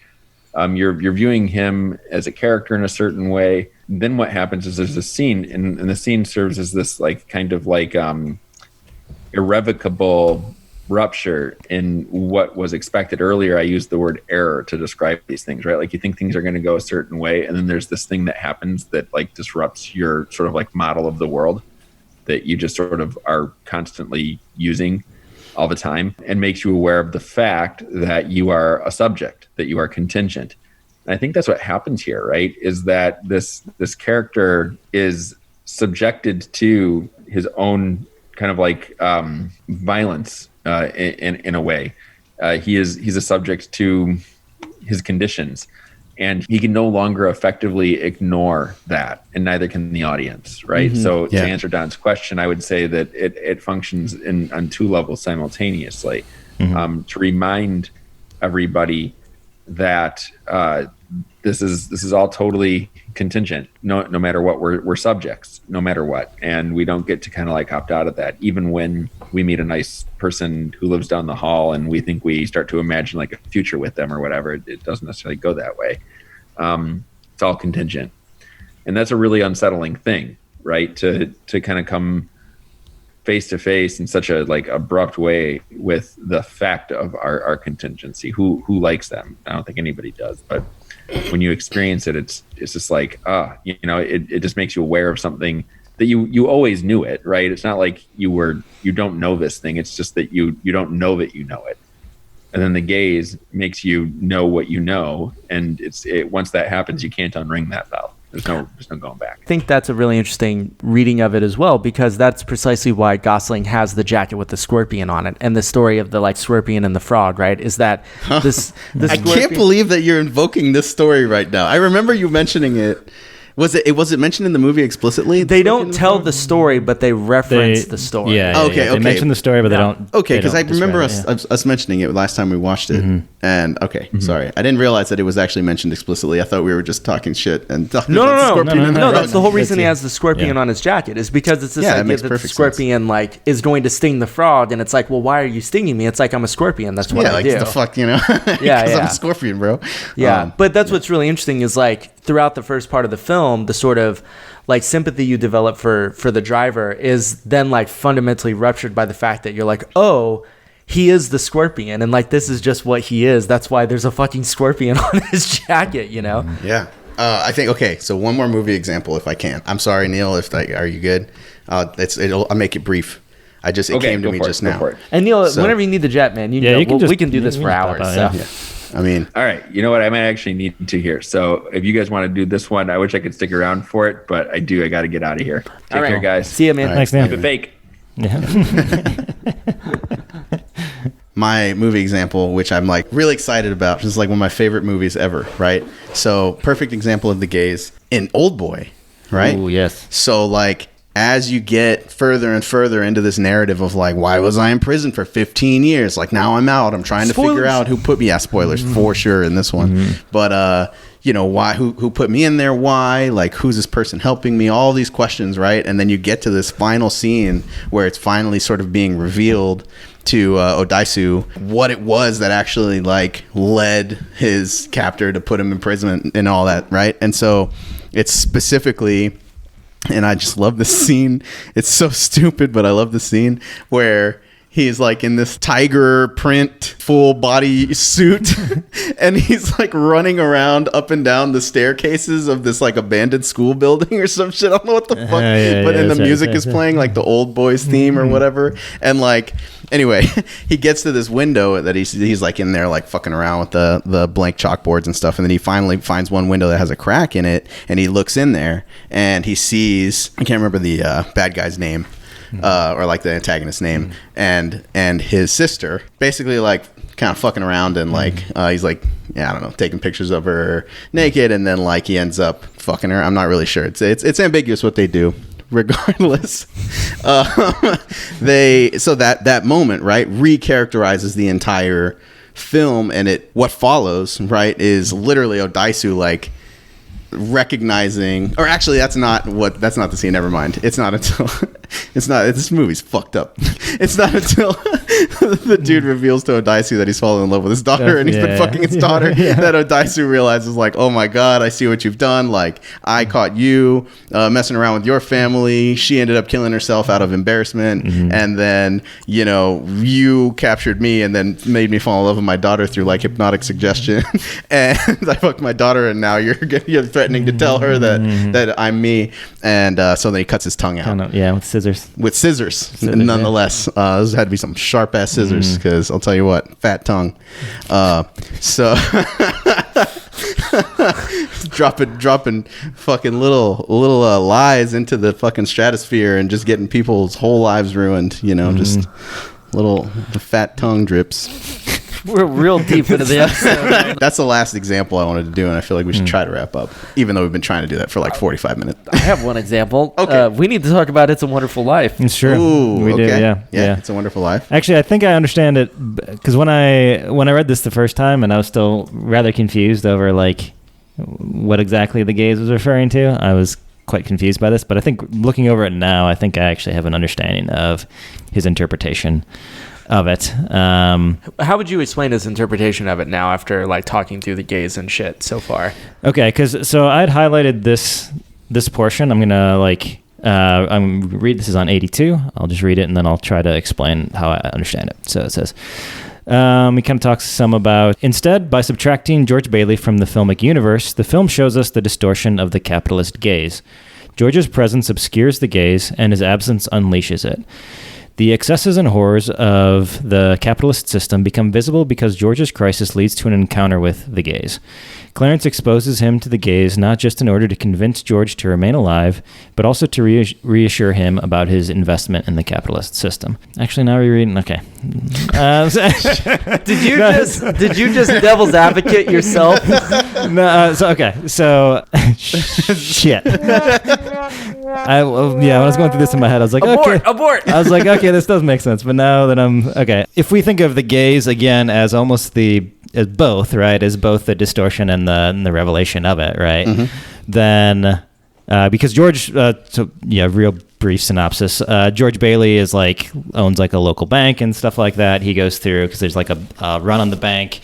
He feels like his life's failure. He's gonna kill himself. This angel comes down and is this is what the world would have been like without you. So you shouldn't kill yourself. And shows him a city that's just horribly exploited by the millionaire that lives there and things like that, right? So George's presence, when it says it obscures the gaze, I think he which I thought was strange at first, right? He describes this movie as almost like a capitalist fantasy in a way, because so we see the gaze is revealed, right, when Pottersville, which is the town without him, which is horribly exploitative and terrible, and everybody has lost their homes and stuff like that, is shown. It's hidden when he's there through the rest of the film or through the film itself, because it kind of displays capitalism as being able to exist in an ethical form, right? Is this how you understand it, Adam? Is this what?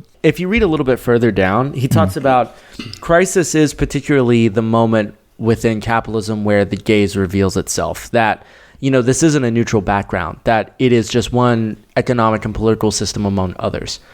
And so I guess what I read that as is that by removing George Bailey from the situation in the town in Pottersville, it's capitalism basically saying, look, if you weren't here, all this stuff wouldn't sort of wholesome or as sort of rich in experience, right? But it's almost but Bailey's character himself is the point of crisis in the whole situation, right? So I guess I kind of read it almost as capitalism imagining that it could function by, I don't know, man. I'm also tired. I might be getting myself turned around. But I guess I read it as saying the reason why it's a fantasy of capitalism is if it's saying there would be a way to basically exist in the system where you could keep it as a neutral background. The crisis isn't inevitable. And I think that's kind of the fantasy of it, is to say oh, crisis isn't inevitable. This is just a weird fluke. But in some ways, it's capitalism in itself is built upon crisis. Okay. So yeah. this actually is from that lecture I was talking about, that Zizek lecture. He mentions in Hitchcock films, there's this one really famous scene in Vertigo where Jimmy Stewart's character saves the woman. I'm not sure who plays it in that movie. Shit, I can't remember. I was actually going to bring up Vertigo earlier because it's a great classic example of like the gaze in film. Yeah. It's Kim Novak. Yeah, her name's Madeleine. And he's Scotty. So anyway, Yeah, Scotty. Mm-hmm. Scotty sees Kim Novak jump off of the side of, not, I don't think she jumps off of the bridge itself, but she jumps into like the bay in San Francisco, right? And like he witnesses this and he like runs and goes and saves her and brings her home, right? But basically, like you see him go save her, and then it cuts to like them at her house, what you assume is her house, and it starts with Scotty sitting in a chair, and then the scene like sort of pans over, and it goes past the bathroom, and you kind of like see into the bathroom, and you see like all her clothes hanging there to sort of like implicate that he took off her wet clothes and gave her like a nightgown, or put her in something else and put her to bed so she could rest. And then it like pans over, and then she's in the room in the bed, and she kind of wakes up. So this is actually a really interesting scene if you've never gone back and like slowed it down and looked really carefully.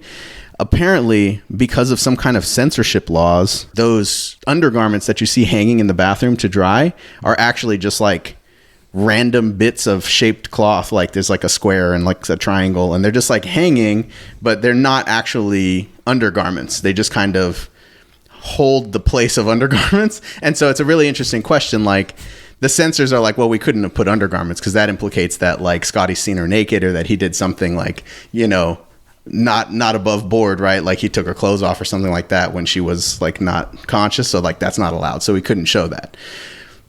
But yet they still allowed the scene to be in there where you pan past the bathroom and you see the supposed clothes hanging there. And I'd say like 90% of people just make the assumption that those are her clothes drying. It'd be hard to assume anything else about what that was shown for, right? It connects one scene to the next, like narratively for the movie. And so the question that arises, right, is like, whose gaze are they protecting, right? If like us as spectators see the movie and naturally assume those are her clothes, and there's no problem there, right? It just gets us from she was in the water to now she's in bed and at her house or whatever.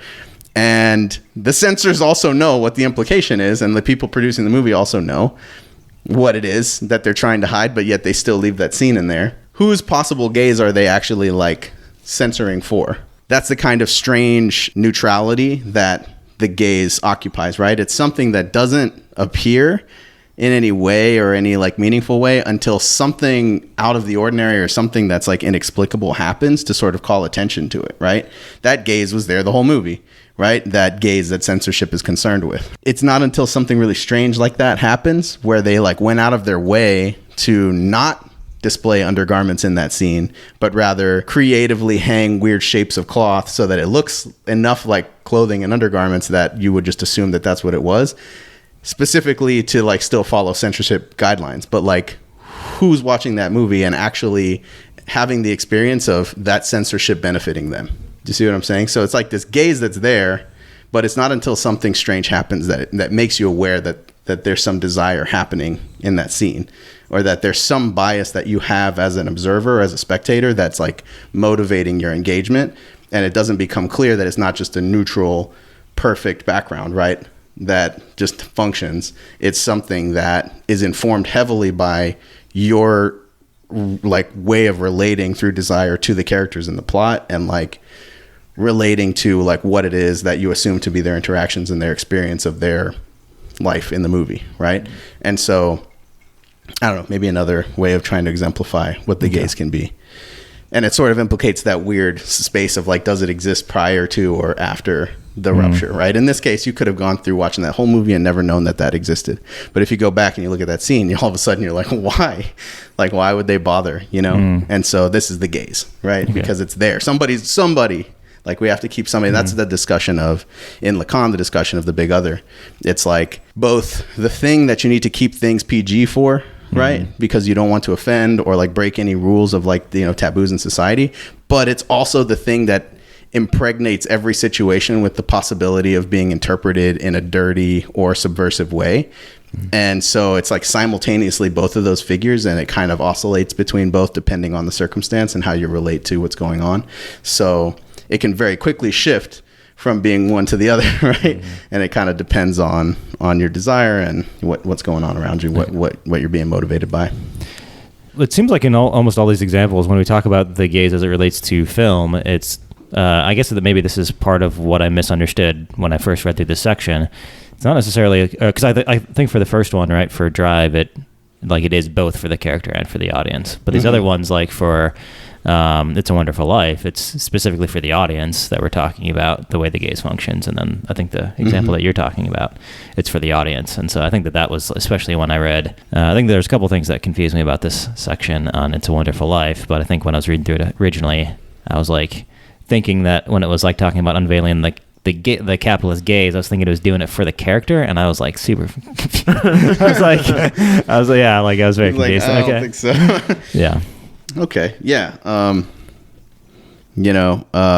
What is it? Casablanca, where there's like that ambiguous scene where like it's like implied that sex happened, but all that they show you is like a couple of seconds of like the tower at the airport or something, and then it comes back in. Or is it like the train going into the tunnel? Is that this movie? No, it's not a train going into a tunnel, but it is very phallic. It's like a big, I think it's like a big airport tower or something. Or like a not a roller coaster, but like a carnival ride or something with bright lights that's like large and phallic. You know, it's very obviously phallic.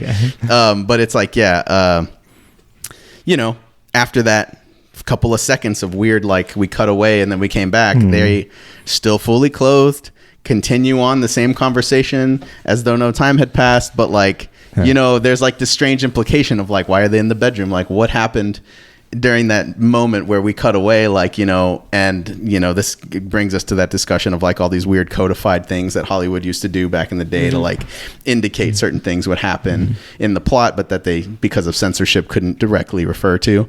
And so it's like, for who's, like who, I don't know. I think in that example, probably, is because I think in that lecture, Zizek's talking about like somebody wrote a short story where they, instead of the like weird cutaway to the tower scene, they just like wrote like 50 pages of just like hardcore sex where they like use like all of the shitty catchphrases from Casablanca, like here's one for you, kid, all this shit, just like in all of their like all their sexual antics. So it's I don't know, I think that's what he was talking about. But that's another one of those moments of like, well, who is that for? Like if you had implicated that they had sex, what would be wrong with that? If you did it in this codified way. But then again, if you didn't, then what did that weird break in time represent, and why was it there? And so it's almost as though like the movie isn't just asking you as a spectator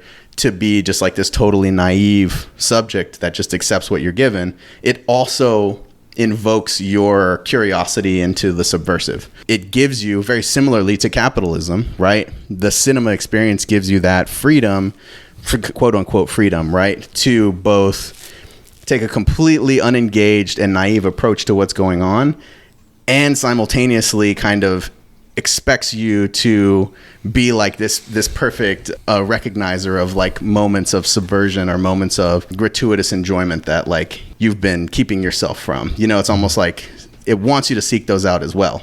So you're not expected to just be like this blank subject that has no idea what's going on. You're also supposed to be enjoying all of those moments, and in your internal reflection of what could have been, you have an infinite space to fantasize about whatever the hell you want.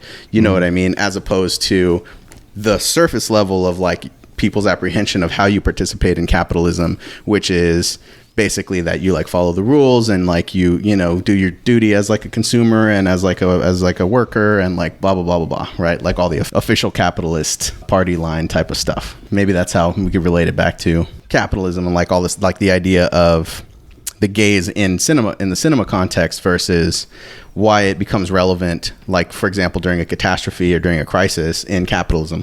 Because capitalism presents as this like neutral background, and that it isn't implicating you in that way. Like it isn't doing that thing that cinema does where it gives you those kind of parameters. Like, yeah, you could just fully be like, oh, financial crisis, like I'm just here living my life. I'm doing what I'm supposed to. I follow the laws, like do the speed limit, you know, like I'm just a normal guy. Like, how is this ruining my life? I have no responsibility for this. But then there's also that, you know, the thing, you know, in the back of your head that you like, you know, sold your stocks in some company that you knew was like mining some shitty resource, and it's like whatever, like the next chapter deals with in this book. He talks about like Congo and like all of these like really horrible practices that we all unethically engage in by participating in capitalism. Well, at the end of the day, all that stuff is something that you can dismiss as though it never crossed your mind.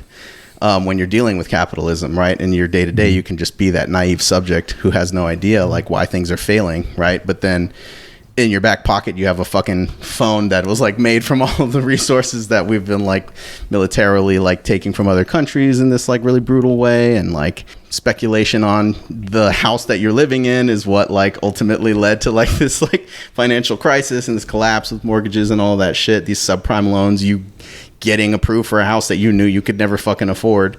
And yet, you know, when everything's falling apart, you're like, ugh, woe is me. Like, how did this happen? And so, like, I think there's a degree to which implicating yourself in that is extremely important, and like recognizing that capitalism is not some kind of neutral background space, but rather. This might be a good way for us to start to like wrap as well. So this is the very last like page or two, but it's in the section titled Fascism or Emancipation. So it's a little long, but I want to read like these quotes because I think this really drives the point home, because I think it would be a valid question for someone listening to this to be like, why the fuck are we talking about film? How is this relevant for emancipatory politics, right? Well, let me drop that motherfucking knowledge on you. Here we go. Here's why it's so relevant. The key to the political valence of the encounter with the gaze lies in the interpretation of the gaze itself. If we interpret the gaze as the distortion of an otherwise balanced and neutral system, then we will respond with fascistic efforts to restore the capitalist system's imaginary neutrality through the violent exclusion of the source of the distortion. In other words, the fascist believes that the gaze, the distortion of the capitalist system, is not inherent in the system, but an excess that corrupts the system from the outside. Fascism is the attempt to purify capitalism, but it necessarily fails because capitalism's impurity inheres within the capitalist system itself. There is no such thing as a purified capitalism, which is why the fascist project of eliminating the impurities is always an unending one. The more the Jews the Nazis sent to the death camp, the greater the Jewish threat loomed. And then, in contrast, emancipatory politics interprets the gaze not as an external distortion of the neutral capitalist system, but as the indication of the system's inherent imbalance and partiality. That is, the distortion of the crisis is nothing but capitalism's own inherent imbalance. The point of emancipatory politics is not the elimination of the gaze, but identification with it. I guess what I find really interesting, and I think McGowan is so fucking good at this final page or two, is basically to say, if the whole reason why we have to understand how the gaze functions in like film, like Drive and The Usual Suspects and It's a Wonderful Life, is essentially to say that part of how you distort or subvert capitalism functioning as the neutral background is precisely to understand how desire like distorts the field to make it look like a neutral background. And then the subversive emancipatory move is to identify yourself with the desire of the gaze itself. And I think that's a really, like, I think you read through this and you might be like, why the fuck, why are we talking about film? Like, why this of all, like, why should we read all this theory shit? And I think this is a really elegant way that McGowan is like just sort of fucking drops the mic on. He's like, this is why, right? So you don't become a goddamn fascist. Yeah, so you don't become a fascist. Analyze film, read theory, so you don't become a damn fascist. Yeah, watch Drive. Think about the gaze, so you don't become a fascist. Watch Drive. Experience the badassery of Ryan Gosling. Ryan Gosling, the acting range. Look, you want toothpick? You want toothpick? Hey, kid, you want toothpick? Yeah. Next time we'll pick up with chapters 4 and 5. Maybe discuss the fascism thing a little bit more. I think that's a really interesting thing to talk about. And yeah, join us next time for more confusion and folly. Confusion from one person. Madness and mania. The ionosphere. Make a power. Yeah.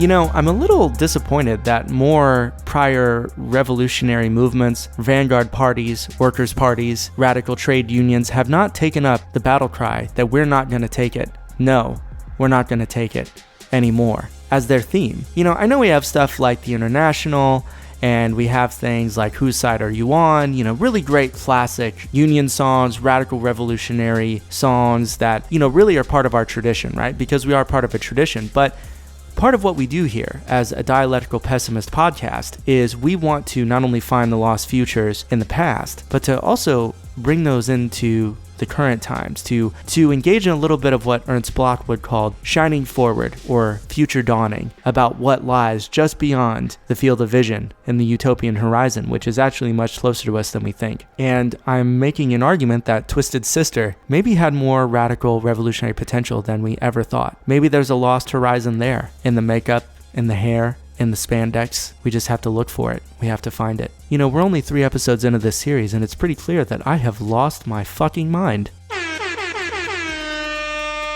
So strap in, buckle up for the rest of these, because I'm sure that my psyche is going to deteriorate exponentially with each new episode. So make sure you come back and hang in there for the rest of the ride. I'm sure it's going to get bumpy, but hopefully it'll be entertaining as always. We're out of here from Red Library and our podrads throughout the Lost Horizons podcasting network. But as always, remember, stay hydrated, stay motivated, stay liberated, search for ways to be emancipated. Don't give in to despair. Precisely whenever despair feels most intense, that's whenever you should look dialectically for those lost futures most strongly in that moment. And I know that's hard to do. It's a tall order, but we believe in you. And we hope that you believe in us too. We'll see you back here next Sunday evening, 7 p.m. Central Time, as always, for more Red Library goodness, icy cold motherfucking takes, liquid hot magma analysis, jokes, and all that other nonsense. Until then, remember, comrades, we out here. Take care of yourselves. Stay safe. Peace.